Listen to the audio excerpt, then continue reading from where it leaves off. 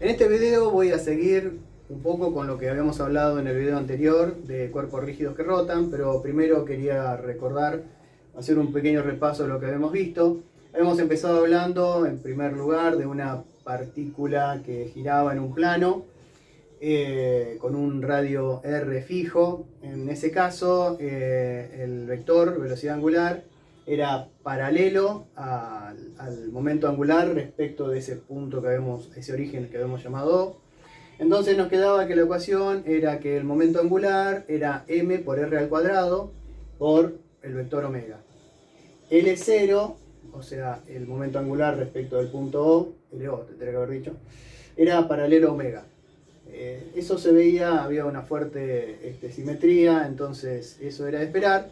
Y este escalar que tenemos acá, que es m por r al cuadrado, lo habíamos llamado el momento de inercia de la partícula respecto de ese eje de simetría.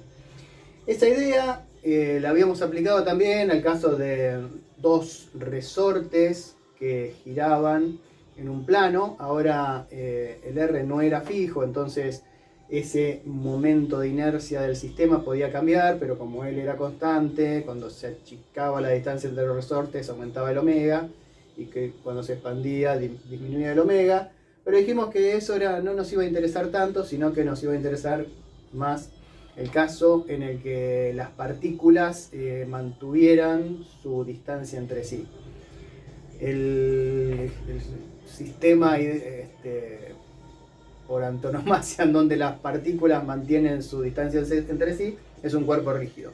Entonces, siempre que hubiera una simetría fuerte, podíamos aplicar la misma idea, y si teníamos un montón de partículas, tendríamos que hacer la sumatoria, y si eso era un cuerpo rígido, podíamos pasar al continuo y decir, por ejemplo, si en lugar de una partícula acá tendría un disco, podía esto, que era una sola partícula, dividir cada uno de los pedacitos de ese disco en partículas muy chiquitas, y cuando eso era un diferencial, podíamos decir que teníamos la integral de esta cantidad m por r al cuadrado para cada uno de los diferenciales de masa, y lo integrábamos sobre toda la superficie, que era un círculo. Estamos suponiendo, en este caso, una distribución superficial de masa. Entonces nos quedaba nuevamente el momento de inercia respecto del eje de simetría para el disco.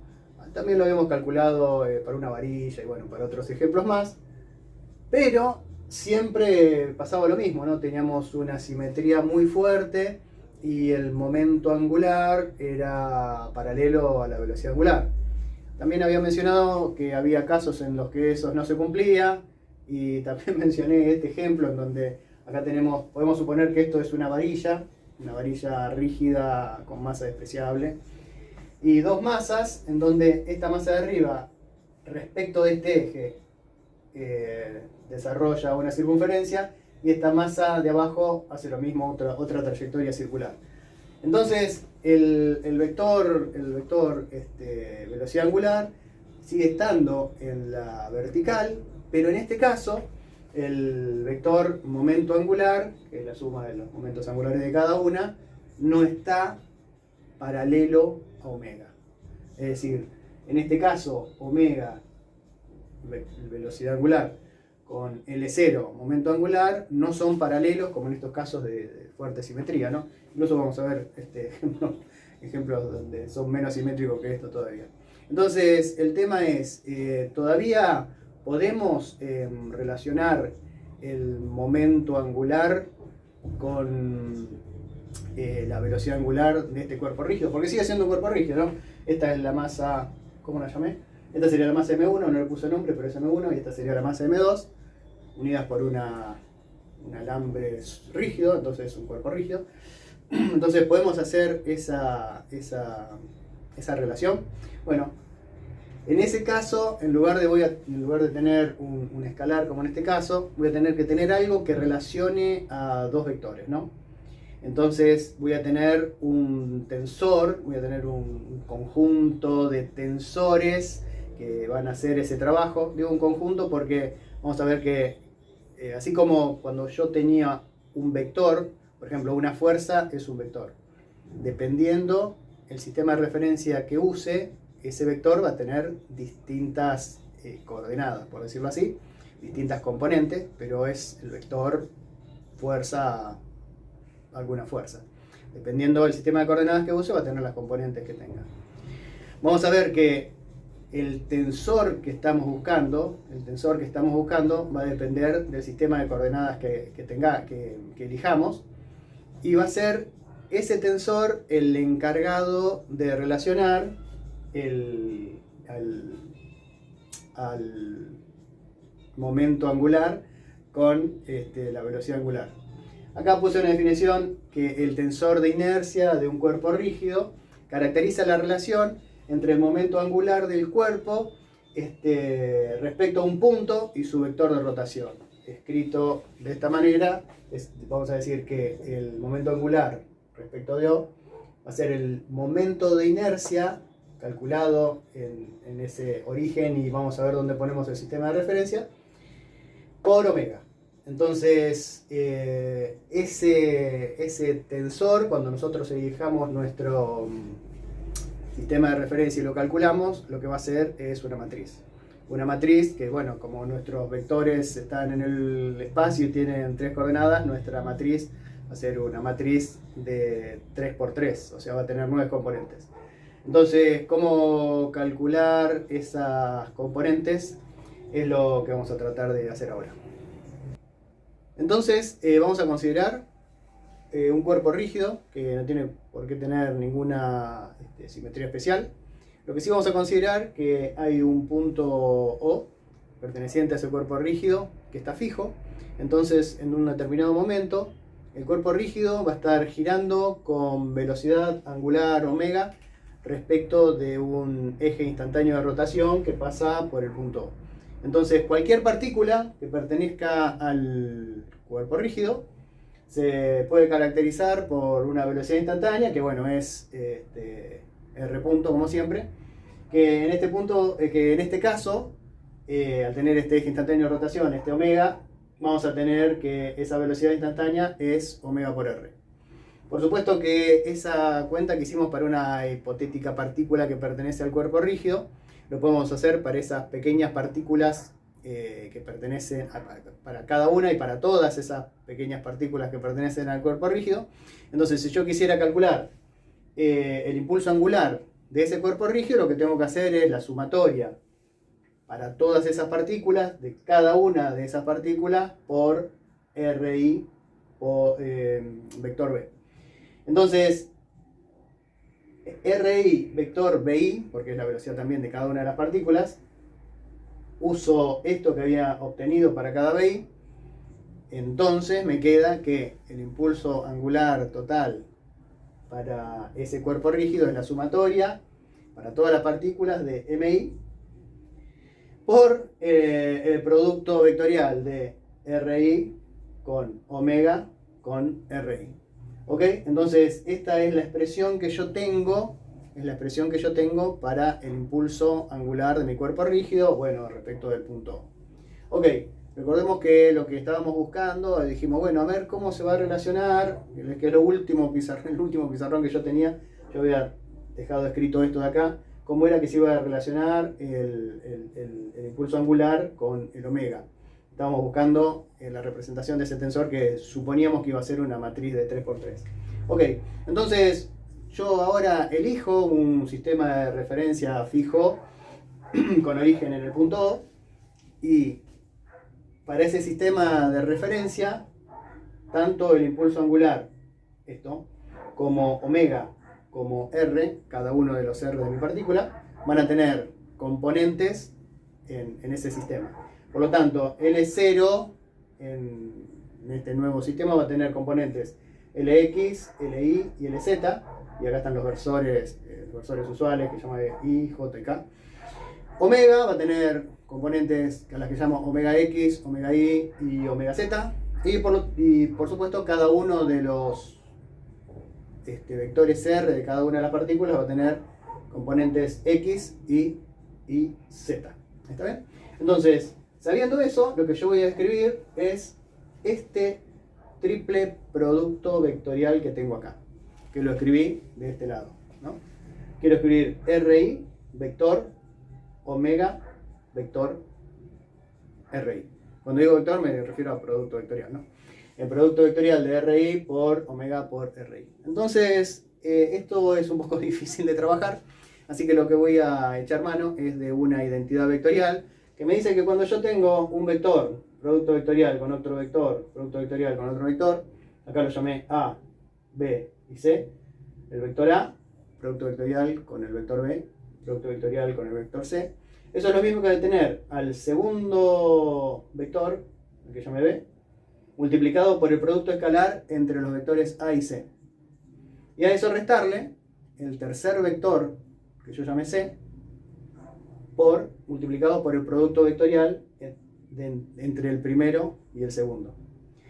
Una manera fácil de acordarse de esta identidad vectorial es que si yo tengo A, B y C, yo lo puedo reemplazar por vaca menos caballo. A por B por C es igual a vaca menos caballo. Bueno, igual es una identidad vectorial muy conocida. Entonces, el que hace las veces del vector A, en nuestro caso es RI. El que hace las veces del vector B, en nuestro caso es omega. Y el que hace las veces del vector C vuelve a ser RI. Entonces, aplicando esa identidad vectorial, me queda que esto es igual a omega por el producto escalar de RI con sí mismo, RI por RI, menos RI multiplicado por el producto escalar de omega por RI. Recordemos que RI era el vector R de cada una de las partículas que después hay que sumarlas para todas las partículas. Desde I hasta N, donde N es el número de partículas. Ok, esta es una cuenta horrible, la voy a hacer un poco paso por paso. Después les paso en limpio los resultados, pero en el libro no estaban los pasos intermedios, así que hice los pasos intermedios para que vean de dónde sale. Entonces acá me va a quedar omega, que ya sabemos que este vector omega tiene estas componentes, que son las que había dicho acá, multiplicado por un número, es un escalar, ¿no? Porque es el producto escalar de RI por sí mismo. O sea que me queda xi al cuadrado más ii al cuadrado más zi al cuadrado. Esto es este numerito, este escalar que está acá. Menos RI, que es el vector, que es este vector, RI, que tiene componentes xi, ii, zi, multiplicado por un escalar, que es el producto escalar entre omega y RI. O sea que va a ser la primera componente de este por la primera componente de este, más la segunda componente de este, por etcétera. Entonces me queda omega x por xi más omega i por ii más omega z por zi. Perfecto, hasta ahí está todo bien. Lo que yo ahora voy a hacer es separar todo este berenjenal que tengo acá por cada componente. O sea, qué cosa me quedó en la componente del primer versor, qué cosa me quedó en la componente del segundo versor y qué cosa me quedó en la componente del tercer versor. Y para que se vea mejor lo escribí a cada uno en cada color. Entonces, acá tengo omega x está en el versor i, ¿no? En el versor i. Entonces me queda omega x por todo este número.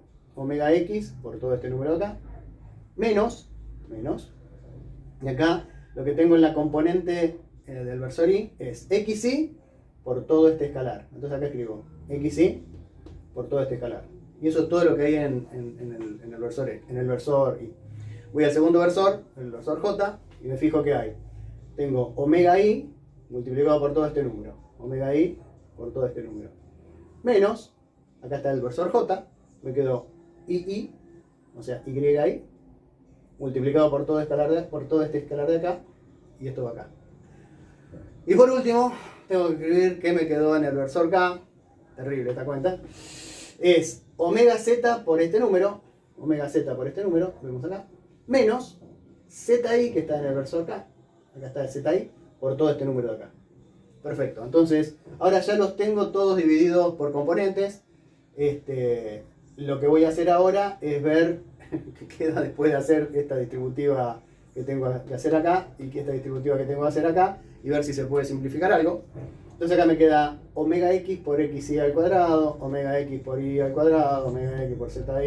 Después este menos xy, voy a hacer el primero que es el más importante, ahora van a ver por qué. Me queda menos xy, omega x y y. O sea, me queda omega x por y al cuadrado. Menos omega x por xy al cuadrado. Acá me queda lo mismo. Este menos xy multiplica estos dos. Después este menos xy multiplica estos dos. Pero como ya estamos viendo, este omega por xy al cuadrado se va a simplificar con este menos omega x por xy al cuadrado. Así que ya lo podemos ir simplificando. Y lo mismo va a pasar, lo mismo para la siguiente componente, va a pasar en la componente j. Cuando yo haga acá omega i por xy al cuadrado, me queda esto. Omega i por xy al cuadrado, me queda esto de acá, que ya lo marqué desde antes, más omega i por zi al cuadrado. Y acá me queda menos omega x xy por y, omega x por xy y y. Y acá viene la parte que se va a simplificar, que es menos xy, omega y. Entonces me va a quedar, parece un trabalenguas, menos omega i y al cuadrado. Entonces este y este también se van a ir. Este se va con este. La última componente la escribo. Y como se imaginarán, va a pasar lo mismo para la tercera componente del vector k. Acá me queda omega z por esto, lo escribo. Omega z por este segundo lo escribo. Y omega z por zi al cuadrado quedó acá. Voy a escribir las siguientes componentes. Van con un signo menos. Menos zi por esto lo escribo. Menos zi por esto lo escribo. Y menos zi por omega z por zi es menos omega z por zi al cuadrado, que se va a simplificar con este de acá. No tengo rojo, así que lo tacho con esto. Entonces, reagrupando un poquito y haciéndolo un poco más prolijo, acá saco factor común omega x. Y me queda omega x por y al cuadrado más zi al cuadrado, menos omega i por el producto de xy y menos omega z por zi y xy. Lo mismo hago para estas dos componentes de acá. Y fíjense que este producto que estaba adentro de esta sumatoria, que era RI, este producto vectorial por omega, producto vectorial por RI, se redujo a este vector que tiene esta componente en el primer versor, esta componente en el segundo versor y esta componente en el tercer versor.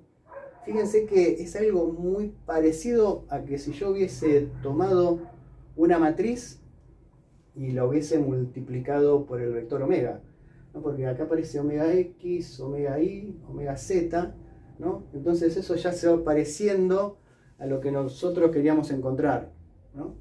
Entonces, bueno, se me acabó el lugar, así que voy a borrar esto lo voy a dejar. Y voy a agregarle a esta expresión la sumatoria y multiplicarla por MI. Si le agrego la sumatoria y lo multiplico por MI, lo que voy a obtener son las tres componentes del impulso angular. Y vamos a ver si efectivamente ese impulso angular se iba a obtener como el vector omega multiplicado por esta matriz que nosotros decíamos que iba a ser la representación de nuestro tensor cuando elegíamos un sistema de referencia. Entonces vamos a hacer ese paso y ya estamos cerca.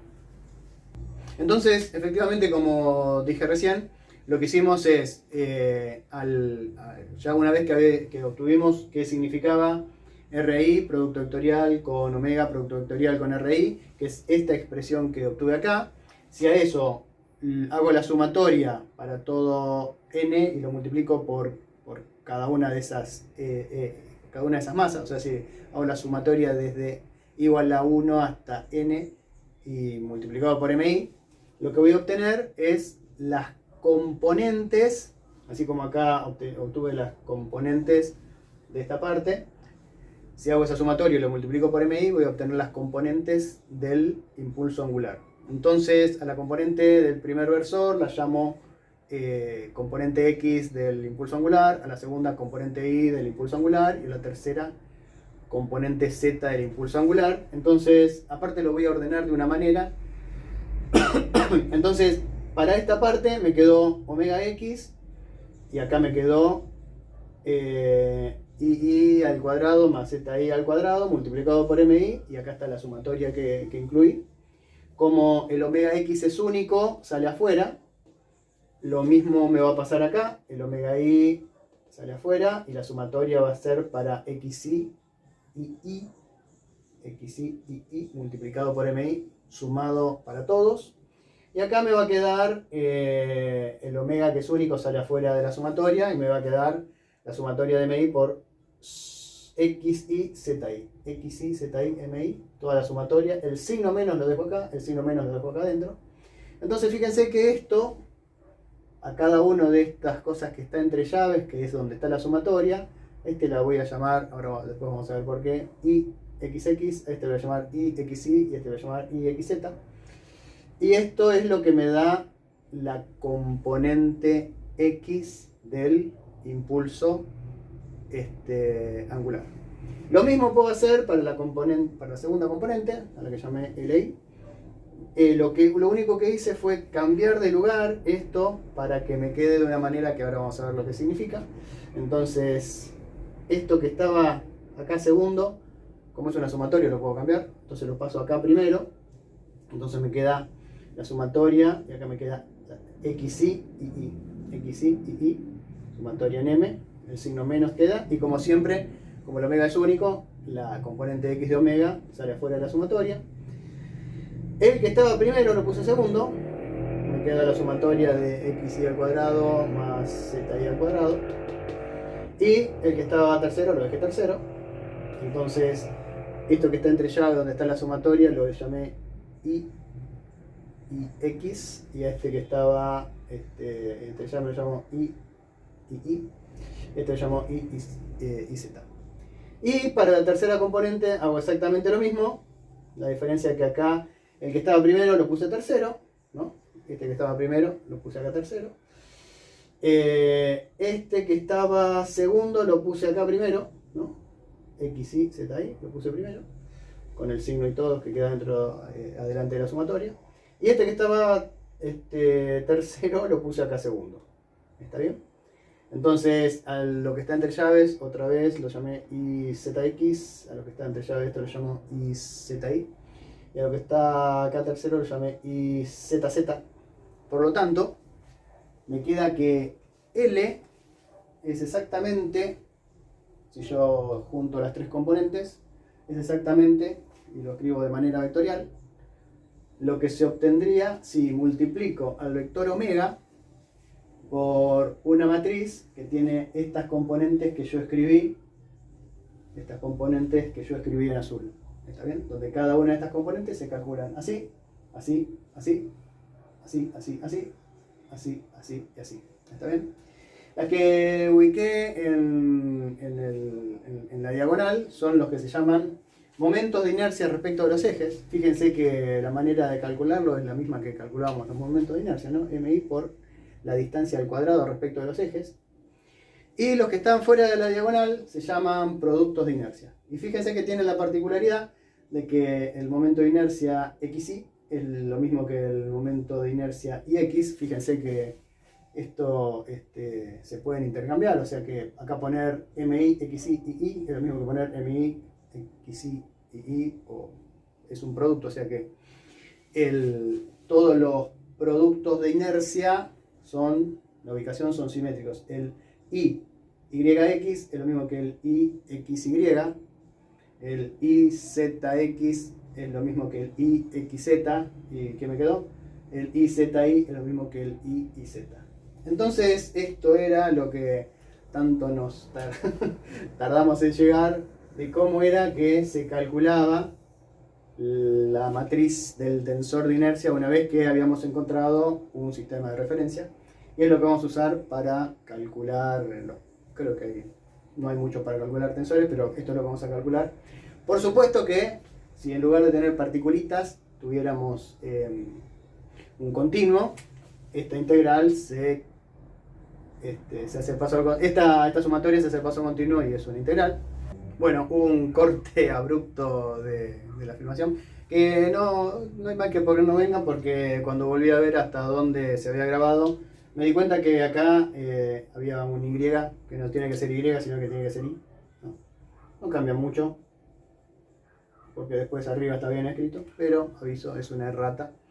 Y lo que me faltó decir respecto del tensor de inercia es que hay una característica que tienen los cuerpos rígidos, que tienen tres ejes que se los llaman ejes principales de inercia, que son perpendiculares entre sí, y que tienen la característica que si yo calculo los productos de inercia respecto de esos tres ejes, y justo engancho esos tres ejes y calculo los productos de inercia respecto de esos tres ejes, los productos de inercia valen cero.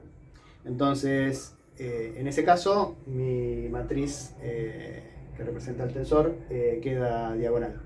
Entonces, una de las características que tienen estos ejes principales de inercia es que si el cuerpo rígido está girando respecto de cualquiera de esos ejes principales, el momento angular va a ser paralelo al vector velocidad angular.